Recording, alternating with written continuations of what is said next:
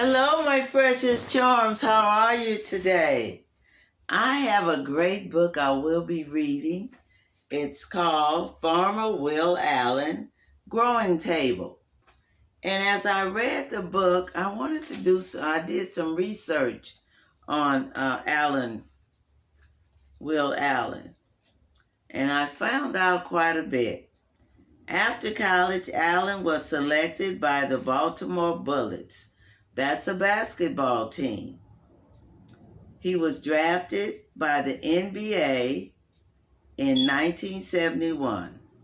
He never played in the NBA, but he appeared 7 times with the Floridians of the ABA during the 1971-72 season.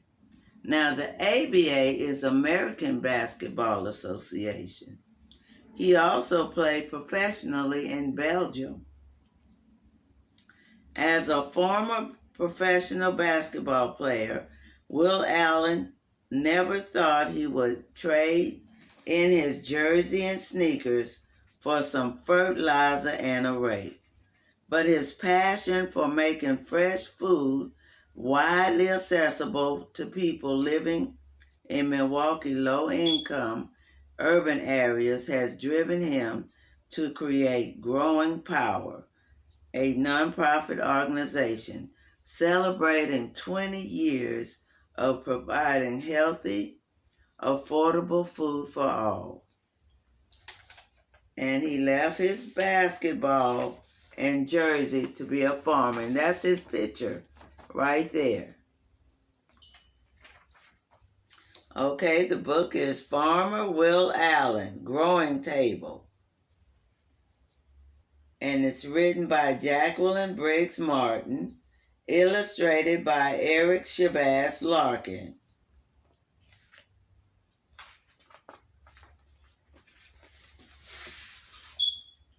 Farmer Will Allen is as tall as his truck. He can hold a cabbage and a basketball in one hand. When he laughs, everyone's laugh. They're so glad to be in his crew. When he talks, everyone listens. But some say he has a special eye. He can see what others can't see. Are they right? We will find out. When he looked at an abandoned city lot and saw a huge table heaped with food, he was right. When Will Allen was a boy, bowls of peas, greens, and his favorite lima beans with ham covered his kitchen table. My mother often fixed enough food for 30 people, Will says. We never had a car or a TV, but we always had good food. He remembers people who come by for dinner. They'd be tired and drooping, but they would leave laughing.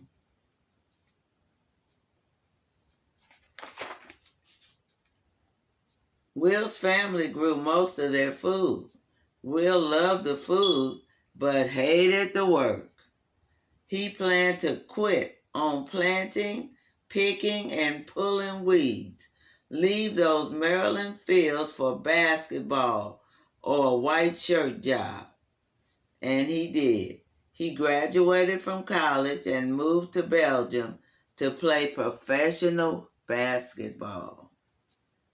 When in Belgium, a friend asked him to help dig potatoes. Will realized he loved digging in the dirt. He grew so much food that he and his wife Cindy covered their kitchen table with Thanksgiving dinner for a team of basketball friends.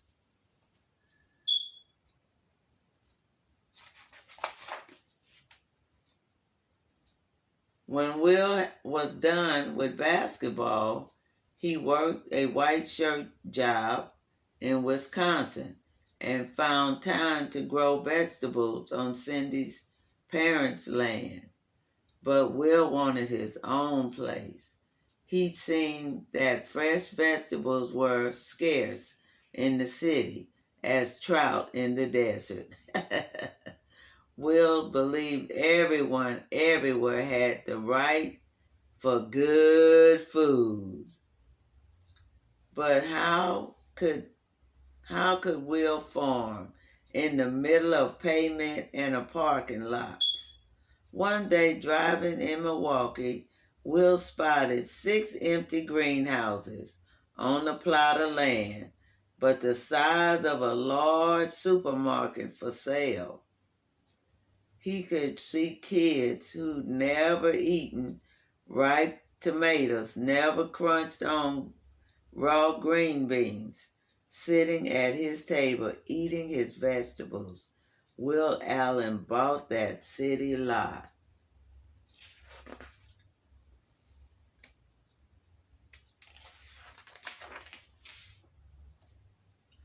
Will had to start somewhere. He started on his table. He had the land, but the table was empty. The problem was Will's soil, dirty, with chemicals and pollution. He had no money for machines to dig out the bad soil, for the truckloads to bring in good soil. What to do? In Belgium, Will decided to learn how to make good soil by using food garbage. They called it composting. But he needed lots of garbage. He asked his friends to save food waste, apple peels to old zucchinis.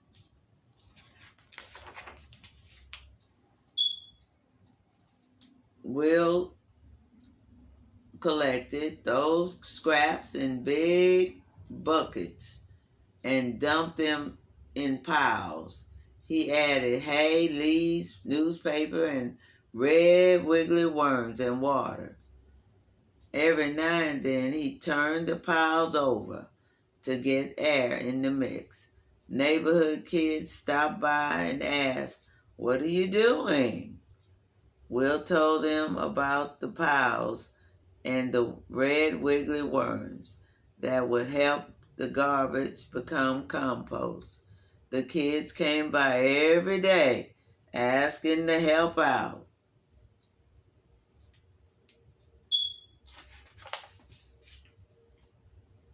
Then one day, bad news. The red wiggly worms were dying. Will and the kids studied worms for 5 years.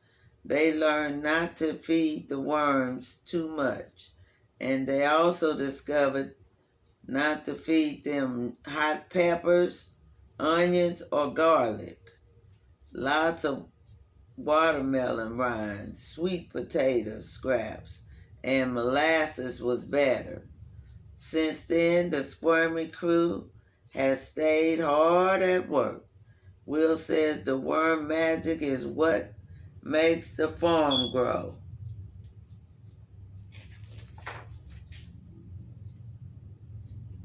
Once Will had good soil, he was really ready to plant the vegetables, but he didn't have much space.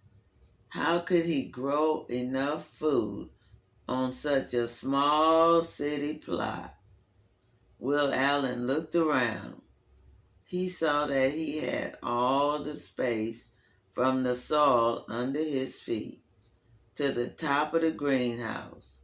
He hung plant baskets from the ceiling.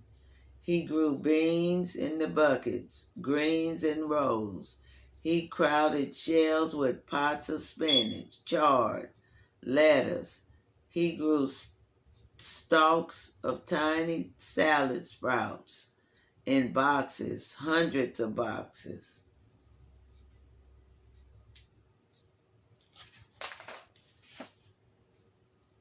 Will added loop houses to hold more boxes. and more long rows of vegetables. He added vats of water and fish to his greenhouse. Fish wastewater grows the sprouts, and the sprouts clean the water for the fish. Fish, water, sprouts work together like the three-part farm machine. He added goats, chickens, turkeys, bees to the city farm he named Growing Power.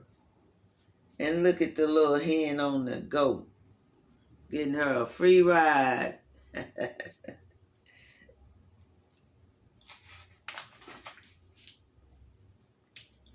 Farmer Will work clothes wore jeans and a blue sweatshirt with cut-off sleeves. He's busy with early in the morning and late at night.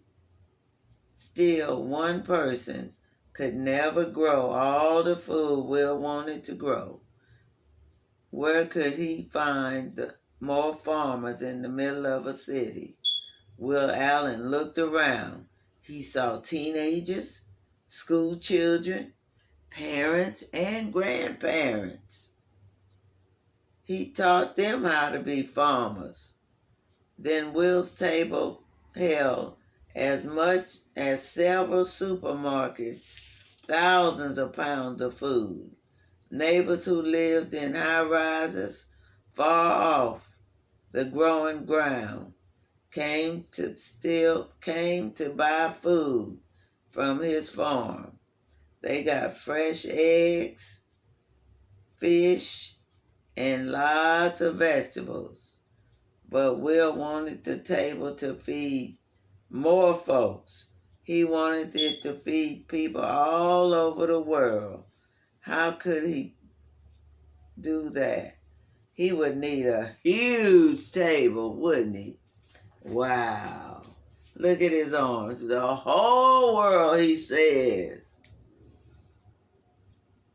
Will thought about the problem of the world-sized table he wanted around and saw his many helpers who learned to be farmers.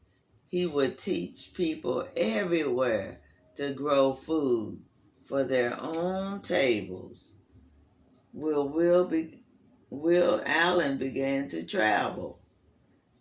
He has crisscrossed the United States showing others how to farm in the city, and he has taken his red wiggly worms to Kenya, to London, all over the world. The world has also come to his Milwaukee farm. 20,000 visitors a year tour the greenhouse, watch goats, snack on greens, and go home planning to start a farm on the city lot, rooftop, or abandoned highway.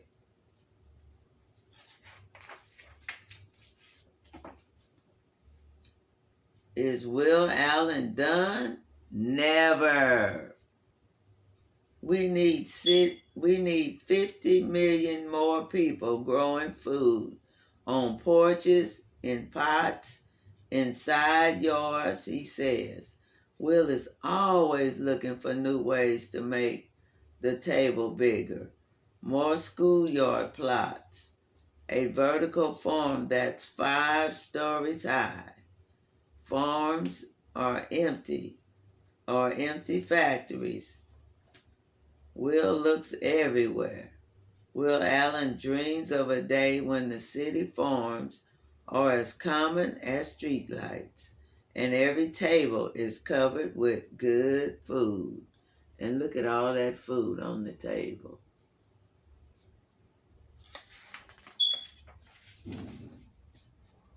Will Allen can see what others can't see. When he sees kids, he sees farmers. Will you be on Will Allen's crew? Will you grow vegetables for your family, your neighbors, on your porch or your roof? Will you help grow? Ah, that was a good story, and that's the end. Very good. He even got the Statue of Liberty with food in her hand. And that was a good story, and it's Farmer Will Allen and the Growing Table. Thank you for listening, my precious charms. Remember to like, subscribe, and ring that bell for notification. Thank you for listening.